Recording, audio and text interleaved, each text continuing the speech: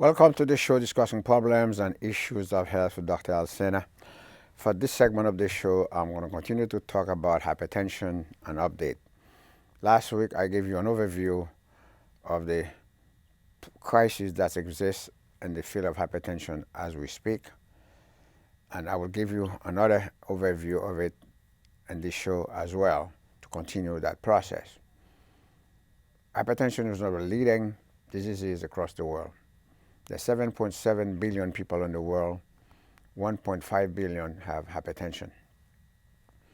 In this country, 103 million people suffer from essential hypertension. Across the world, 1 out of every 4 adult men suffer from hypertension. 1 out of every 5 adult women suffer from hypertension. And in this country, of all the 103 million people who have hypertension, you have to understand that 1 out of every 3 adults American in this country have hypertension.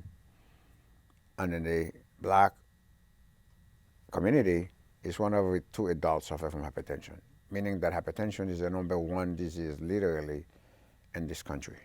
And yet, it is the least properly treated, least well-treated disease of all the diseases that we have to deal with in this country.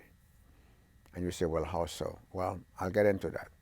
To make matters worse, there's a list of medication called A.B., angiotensin receptor blocker 2. They are just fantastic. They're the best medication out there, frankly, to treat hypertension, and that they protect the kidney from a condition called microalbumin. That is little tiny albumin that get into the tubules of the kidney and damages them. That's one of the ways that the kidney can fail. And often, of course, A.B. protects from that. In addition to that, when somebody develops congestive heart failure, the A.B.s, via interesting mechanism, help to treat the congestive heart failure itself, in addition to treating the blood pressure that may have caused the hypertension. Those are very, very important medication. But what happened to them? Well, last year, in the end of last year, the beginning of this year, the FDA came out with a statement, recommendation that these medications are no longer to be used because the factories that made them, one factory in India and one factory in China, contaminated this medication with a substance that can cause cancer. Because of that, all the A.B.s were recalled. That is catastrophic. And yet, no other company has set forward to want to start making them again. So right now, we don't have those medications to use them. All the insurance companies have sent out a list, and they notice not to use them. The FDA said not to use them, and everybody's standing right there. So that really, there are other medications that are used for hypertension, and I'll tell you about them, but the A.B.s were just fantastic. You could have combined them with hydrochlorothiazide, as they often did, and you could have used them by themselves to treat other conditions, such as congestive heart failure. We don't have them. So now we're left with calcium channel blockers, which are very good. We're left with ACE inhibitors, which are very good in some ethnic groups. And of course, we're left with the alpha blockers, the adrenaline of the world, clonidine, those kind of things. Clonidine is super good, but they make you sleepy. So you have to take it only at night. And of course, we have hydrochlorothiazide type medication. What has to be understood is the fact that the mechanism why one develops essential hypertension to begin with, as I got into last week. There are 2 types of hypertension. Essential hypertension, which is 90%, 97% of all hypertension. And then you have hypertension that can be caused by pheochromocytoma, which is a epinephrine type secreting tumor that can cause hypertension via a different mechanism. Or you could have what's called renovascular hypertension, namely when the arteries that are carrying blood to the kidneys get obstructed with some damage to the arteries, that cause renovascular hypertension. That accounts for 3%. The pheochromocytoma and the renovascular hypertension, it accounts for 3% of all hypertension. Okay? And of course, those are treated differently. That's the key. So of the 97% of hypertension, now comes the problem. All ethnic groups, no matter what you think of yourself, everybody who has functioning kidneys ought to be given a thiazide type diuretic as the first step. Hypertension is to be treated as a step ladder effort concept. First, you start with a water pill, and if the water pill is not sufficient, then you add a second or a third medication. That's where the ethnicity comes in. That's where the problem is. Because of that, the lack of understanding and or the reluctance to discuss these things with patients. Believe me, I'm a practicing physician. I've been at this 47 years, and I've taught generation of doctors how to practice medicine the best way. I know what's going on. I know this stuff better than I know the palm of my hand. I can understand what my colleagues are going through. I'm not making excuses for them, but I can tell you it is very difficult to sit in an examining room and telling a patient who asks you, why cannot I use this medication? And you have to come up to the true answer to say, well, you can't use an ACE inhibitor because you are not Caucasian. That's a very difficult word to say, but it is the reality. But it's very uncomfortable for people to hear that because we're living in the United States of America, the greatest country on earth, no question about it. But it has this basic problem in its DNA that is racial discrimination. And people like myself, who's a Negro, I have to deal with this 24/7. Every single thing I do every day. I have to literally choreograph how I sneeze when I walk out of the door to go to the hospital. I literally have to choreograph how I cough when I leave my door to walk half a block to go to White Plain Hospital. Because that little walk from my door to the door of the hospital is sufficient to get me into major trouble. And then when I am in the hospital, I have to tiptoe, like that beautiful song, tiptoe around the tulips, so that I'm smiling, I'm very polite, I'm doing my work professionally, but I'm constantly conscious of the fact that, Val, be careful what you say, be careful who you talk to, be careful how you do this, because this is ridiculous. But this is what I have to deal with in order to survive, in order to stay alive, to practice so I can take care of my patients.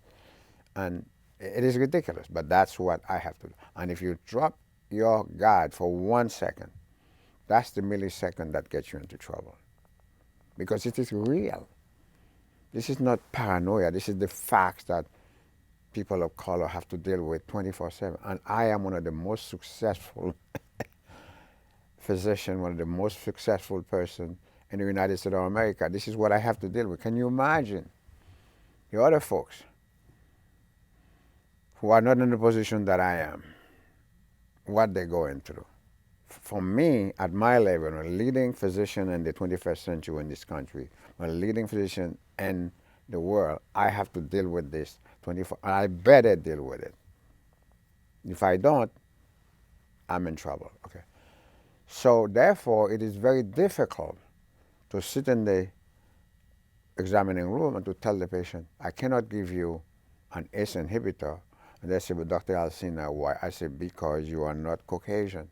They say, but could you explain? Sure, I can explain to you. Because all Caucasian individuals across the world have normal renin level. And the ACE inhibitor must bring down the renin level in order to bring the blood pressure down. That's how angiotensin converting enzyme inhibitor works. That's the mechanism. So if you don't have sufficient renin, where is the renin going to be for it to work on to bring the pressure down? So therefore, that's the reality. And if you are a non-Caucasian person, no matter what you are, what you think of yourself, you have every right to feel the way you do, to think what you think. That's your human right. That's your whatever right you want to call it. But in medical sense, physiologically, I don't have how can I professionally sit here and tell you something differently when I know it's not true? I cannot do that. I took an oath to tell the truth, to do what is right. So therefore, I must tell you, sir or ma'am, you cannot get this medication. Yes, it is good for blood pressure, but it's not good for blood pressure for you. The only time a non-Caucasian person could use an ACE inhibitor, it's contraindicated. When is that time? When the kidney is partially is failing. Because at that time, the renin level goes up, at which point the ACE inhibitor is contraindicated. Why? Because it's going to cause the serum potassium to go up. So therefore, you cannot use it. Even though the renin is high in this setting, but the kidney is failing. At which point, this ACE inhibitor makes the potassium goes up. So therefore, it is contraindicated. And yet, ACE inhibitor is plentiful. There's nothing wrong with them. They're excellent medication in the right setting and the right person. Okay? And of course, the powers to be who are paying for these things, they're flooding the market with ACE inhibitor because they're cheaper. I received the list. All of us received the list from the different unions, from the different insurance companies for the thing that they cover. The list is quite long of all of them ACE inhibitor, and then these companies are loaded with non-Caucasian people that are working for them, and then taking the money from the paycheck so that they can provide medication for them. And yet the medication they're providing for them is absolutely, completely, totally not good for them. I recall 3 years or so ago, I was so angry. I actually wrote a letter, something I'm not good with the computer. I tick, tack on the computer. I wrote this patient I have letter to this company to tell them, to explain the mechanism of ACE inhibitor to them, that my patients they were treating that live in Yonkers, I was not going to go along with that. These people got that letter. I never get a response. For medical legal reasons, they never send me a response. But they send the patient, okay? They changed the medication for the patient. I knew nothing about it until a month later, I haven't heard from the patient. So I called to find out what is going on, sir, because I want the patient to get the water. They're arguing with me over thiazide medication. For 30 pills or $7. They get into a big fight with me. They want the patient to have the ACE inhibitor, but not the thiazide, because the ACE inhibitor costs cheaper than the $7 per month. You can't make this up. So I wanted to know what happened to the patient. So I called the gentleman. I said, well, what's going on? I haven't heard from you. He said, oh, I heard from them. They changed the medication. They never respond to me. They get in touch with the patient. They send the patient the medication I was fighting for without contacting me. So I don't know what's going on with this guy. So I call him for what's going on. Because I know why they didn't respond, because there's no way they can justify doing what they were doing legally, so they don't want to put in writing. You can't make this up, okay? I mean, I was so frustrated.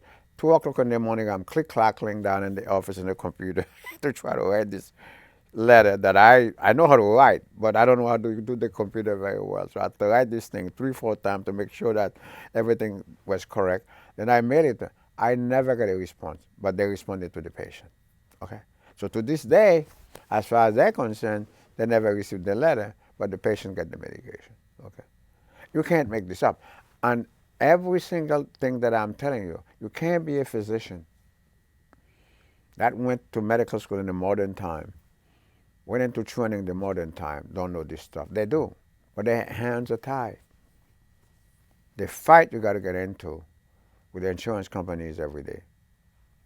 But that does not justify giving somebody a medication that's not going to work for them. That's the problem. It is not going to work for them. Now you have to understand, 54% of the people who are hypertensive in this country have the overall group have the blood pressure controlled. Those are the people who are actually going to doctors. 54%. So what happened to the other 45%? The pressure is not being controlled. And it is worse in the minority community because, first of all, most of them don't go to doctors. The women do so more than the men. And when they do, they just don't question the doctor. You do what the doctor tells you to do. And then that's why you have such a high incidence. The subgroup with the highest incidence of congestive heart failure without a heart attack in this country is black men. Okay? Negro/black men. Because why? Because when the pressure is high, the heart is a muscle. Like when you go to the gym, you're doing the dumbbell work, the heart is pumping against a resistance. The resistance is the elevated pressure. And eventually, the muscle gets stretched to the finite stretchability. The heart becomes enlarged, and it failed because you can only stretch the muscle, but so much. That's what, you take a little elastic thing, you pull it, it's going to pop. Can't go anymore. That's what happened. That's why they have more congestive heart failure than it, because not only that they're overweight, I'm going to get into it in a minute, but that's what's going on. The subgroup between the 30 and 35-year-old, 45-year-old African American men, one of the problems that with the heart is not a heart attack. Yes, heart attack can cause congestive heart failure, but it's because of cardiomyopathy secondary to elevated untreated blood pressure. And that's it. So therefore then, it's a crisis, because I can understand how uncomfortable it is. I have students in the office. Even if I didn't have students, when the patient asks questions, I have to explain everything in the greatest detail to them. Not only that, so that a student can understand it, but the patient can understand in language in which the patient clearly understands. Okay? It takes time, but you cannot justify, you cannot defend it any way, shape, or manner, prescribing a medication for someone that you know is not appropriate for him or her. You cannot do it ethically. You cannot do it professionally, but unfortunately, it is being done. And partly because, frankly, doctors don't want to get into trouble with patients. The last thing you want is to get patient mad at you. You don't want that. Oh my God. And it takes one case to get you into trouble. So these people don't want the water pill, because the water pill make them run to the bathroom too often. So they don't take it. Let's give you an example. Let's say, for the sake of argument, a doctor or a nurse practitioner or whatever, a PA, wanted to give you prescription for, let's say, a calcium channel blocker, which is an excellent medication, work via different mechanism. And the mechanism I'll explain to you right now. I will eventually talk about medication. You don't have to worry about that. I'll just give you an example. I cannot do this without calcium allowing me to do that. I can't contract the muscle. Well, you have smooth muscle in the wall of your vessel. Okay? And they're contracting. The pressure goes up.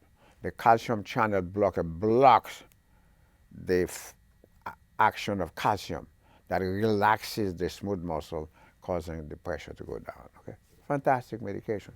So let's say I were to treat somebody just with calcium channel blocker, which is fantastic medication, to bring the pressure down. Okay, that can happen transiently, especially if the dose is high. What do you think the kidney is going to do? The kidney is a very, very smart organ. As soon as the kidney senses that the blood pressure is coming down, there's a substance in the kidney called aldosterone. Aldosterone is the master salt controller. As soon as the kidney senses that the blood pressure is coming down, by using something other than a water pill. Aldosterone is going to comes into action, becomes activated, cause the sodium level to go up and the fluid level to go up accordingly, expand the intravascular pressure, system, pressure goes right back up. Okay? There you have it. You could do it transiently, but the kidney is very smart because of all the multiple functions that the kidneys have to do in our body to keep us healthy. One of them is to control salt, which brings me to the concept of diet. The average black folks in this country, I'm using that as an example, eats 7 grams of salt per day. Okay? Because diet is a cultural thing. People eat that which they're accustomed to, or people eat that which they can afford. And the Negro slash, and I'm using the use Negro on purpose. I am a Negro, and I'm proud to be a Negro. You could call whatever you want for social reason, but you are in reality physiologically a Negro, okay, no matter what you think of yourself. And I have the right to say so because I know physiology. The social political issue, that's your business. I'm not a politician, I'm not a sociologist. I'm a physician and somebody who practices and teaches physiology. So, because the Negro physiology is 100% different than the Caucasian physiology. And there are millions. Let me give you an example of the population distribution so you have an idea. 7.7 billion people in the world. 4 billion plus as we speak live in Asia. 1.6 billion thereabout live in Africa. Okay, that's 5.6 billion right there. You're getting the point? Okay, all right. And I have not talked about Europe. I haven't talked about North America. And we already 5 point something billion. Okay, you get the idea. So I say this to that there are more non-Caucasian individuals in the world than there are Caucasian. That's the reality of it. That's the reality. I have nothing over Caucasian. My grandfather was, my grandmother was, and I wouldn't be sitting here talking to you were it not for the help that I received from Caucasian folk that helped me to get into this country, that helped me to get where I am today. The lady who got me started in the field of medicine, she was Caucasian. I showed up at her school because I saw an advertisement in the New York Post in the early 60s. I was struggling in the factory. So I showed up near Columbus Circle in that school. Medical assistant school, that was the name of it. I walked in there as broke as you can get. I barely could afford the token to get there. So I showed up. As soon as you come by, you say hello. They give you an application. They give you a test. Before you even sit down, they give you a pile of paper and a pencil. So I went there. So I did the test. I got all the questions right. And I turned in the paper. The lady said, "Where's the money?" I said, "What money?" She said, "You need $100. That's the admission fee." I said, $100? My God, I don't have $100. So I went to a place in Manhattan near Macy's, near that Torno place there. I won't name the name of the outfit, but you know what I'm talking about. The guy asked me for my payment stub. It was $27.50 per week that I take home. The guy said, "Sir, I cannot lend you $100 because I'll get fired, and frankly, you're not worth $100. So I walk out. I went back to the school and tell this lady this story. She said, "What? You know what, sir? I'm going to let you in because you're a brilliant young man. I have to give you a break." This other guy, who was this light-skinned guy from Panama that was running the school for her, said no. So she grabbed him by the hand. They went out to the back. I heard them arguing, and I heard her use the word, "I F on the school. Damn it, he's coming. I have to give him a break." She came in. She said, "Sir, you could come in on Monday. Here's the starting time. You pay me when you graduate." Just like that. She was Caucasian. That's how I'm here sitting talking to you about medicine. She took me in. Okay, she took me in, I had no money, and sure enough, when I graduated, sent me to Willowbrook Hospital in Staten Island. Those people over there kept me on a Friday the whole day. I had my green card. Whole day until 4:30 in the afternoon. They didn't know what to do with me. Then they said, well, we can't hire you because you're not a citizen, even though you have your green card, blah, blah, blah, blah. So I got the idea. You're a Negro. We don't want you here. Bye-bye. So by the time I get to the school, it was after 5 o'clock. The school closed. So I came back Monday morning because I was working at night in the factory. Then she gave me another list of hospitals. She sent me to Wyckoff Hospital. And some other day, I'll tell you the rest of the story. That's how I get started, okay? And thanks to New York City, they decided everybody should have a license.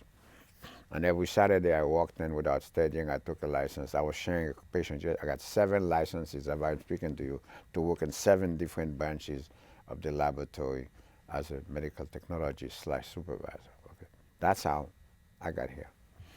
So, suffice it to say, it is the reality. So therefore, then, diet plays a major role because diet is ethnic associated. If you are a Negro hub in this country, you go back to soul food that started during slavery, you're accustomed to it. I don't care how wealthy you become, you still crave for that food. On the other hand, if you work in 2, 3 jobs like I used to, you feasting on fast food. You go into every poor community. You have little stores all over the place selling fast food, because that's all these people can eat. Some of these people never have a chance to sit down on a Sunday to eat a regular meal. They just grab something for breakfast, grab something for lunch. When they finish, they go into the second job. They grab something else, and they drink the soda, all that stuff, and they get obese. This thing is full of salt, and they develop hypertension. They have a gene already in the kidneys. They're guaranteed to become hypertensive. All you have to be to become hypertensive is be a Negro person and live long enough. You can become hypertensive. That's it. Case closed. Okay. So therefore, the obesity situation in the minority community is in a crisis. Has been. I did a series, I think, last year on that. So obesity is highly associated with hypertension. Diet poor diet causes obesity. Obesity plays a major role in development hypertension, and it goes around and around and around like that. You have to face that reality. I'll be talking about how you treat hypertension eventually, but I'm not ready to do so yet. Until I see you again, this is Dr. Alcena saying so long and bye-bye.